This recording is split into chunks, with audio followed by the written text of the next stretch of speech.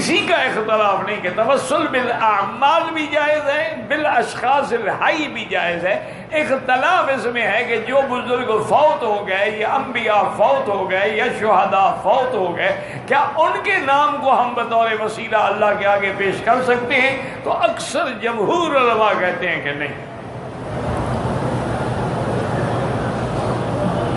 اس کی وجہ کیا ہے؟ وہ کہتی ہیں ایک تو یہ ہے کہ سارے قرآن میں دعائیں پڑھ لیں، حضرت آدم سے لے کر حضور پاک کی دعاؤں تک کسی دعا میں وسیلہ نہیں ہے۔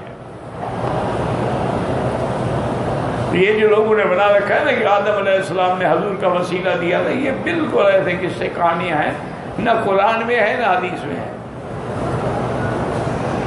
جب قرآن نے ہمیں بدلا دیا فَتَلَقَّى آدَمُ مِن رَبِّهِ بِكَلِمَاتٍ، اللہ نے خود آدم کو سکھلائے کلمات کے ان کلمات سے معافی مانگو، اب میں معافی دینے کے لیے تیار ہوں۔ اور وہ کلمات کیا تھے؟ ربنا ظلمنا انفسنا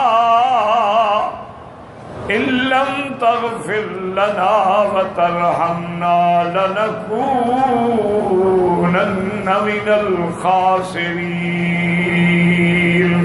تو جب وہ دعا موجود، کلمات موجود، تو اب کہنا کہ نہیں انہوں نے حضور کے نام کا واسطہ دیا تھا، حضور کا نام عرش پہ لکھا ہوا تھا، وہ سمجھ گئے کہ یہ اللہ کے محبوب کا نام ہے۔ یہ ساری روایات ایسی ہیں لا اصل لہ، جن کی اصل بھی نہیں ہے اور نہ قابل حجت ہے۔